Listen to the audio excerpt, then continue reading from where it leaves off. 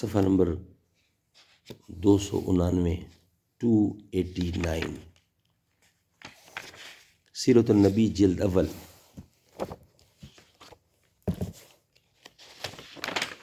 اردو زبان میں سرور عالم صلی اللہ علیہ وسلم کی سیرت پر جامع ترین کتاب سیرت النبی صلی اللہ علیہ وآلہ وسلم، علامہ شبلی نعمانی رحمۃ اللہ، علامہ سید سلیمان ندوی رحمۃ اللہ، جلد اول۔ ہمارا جو سبجیکٹ چل رہا ہے وہ ہے ذی قرد محرم سن 7 ہجری۔ یہ ہمارا ویلاگ پہلے سے چل رہا ہے، اسی کا آج اگلا حصہ جو صفحہ نمبر 289 پر ہے حاضر خدمت ہے۔ نحمدہ ونصلی علی رسولہ الکریم، بسم اللہ الرحمن الرحیم۔ راہ میں ایک میدان آیا، صحابہ رضی اللہ نے تکبیر نے نعرے بلند کیے، چونکہ تعلیم و تلقین کا سلسلہ ہر وقت جاری رہتا تھا اور بات بات میں نکات شریعت کی تعلیم ہوتی رہتی تھی۔ ارشاد ہوا کہ آہستہ، کیونکہ کسی بہرے اور دور دراز نظر کو نہیں پکار رہے ہو، تم جس کو پکارتے ہو وہ تمہارے پاس ہے۔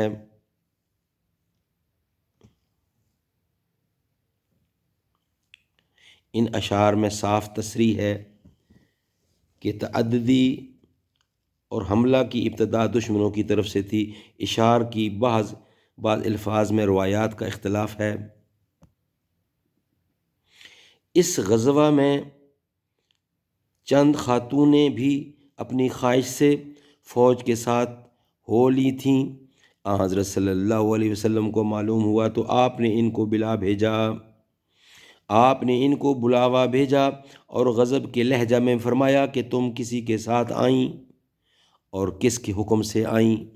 بولیں کہ یا رسول اللہ صلی اللہ علیہ وسلم، ہم اس لیے آئے ہیں کہ چرخہ کاٹ کر کچھ پیدا کریں گی اور اس کام میں مدد کریں گی۔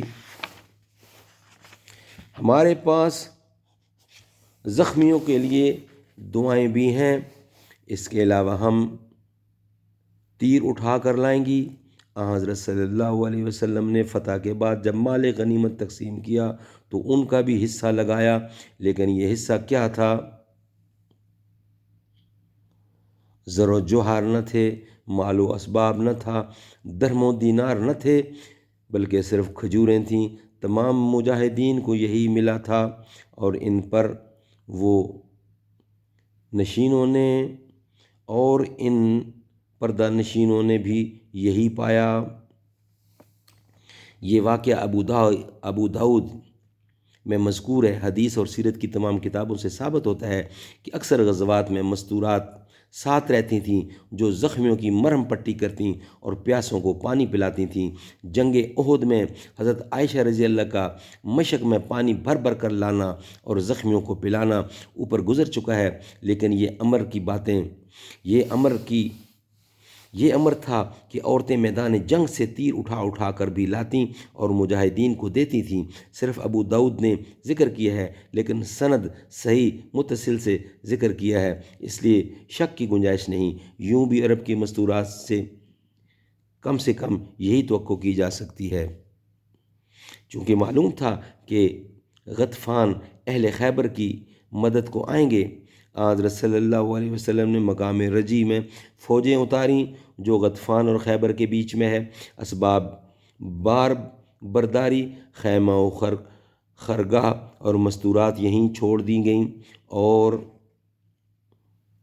فوجیں خیبر کی طرف بڑھیں۔ غطفان یہ سن کر کہ اسلامی فوجیں خیبر کی طرف بڑھ رہی ہیں ہتھیار سج کر نکلے، لیکن آگے بڑھ کر جب ان کو معلوم ہوا کہ خود ان کا گھر خطرے میں ہے تو واپس چلے گئے۔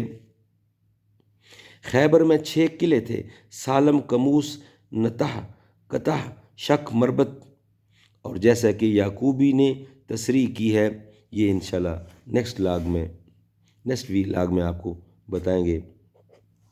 اللہ تعالیٰ اس پہ عمل کرنے کی توفیق عطا فرمائے۔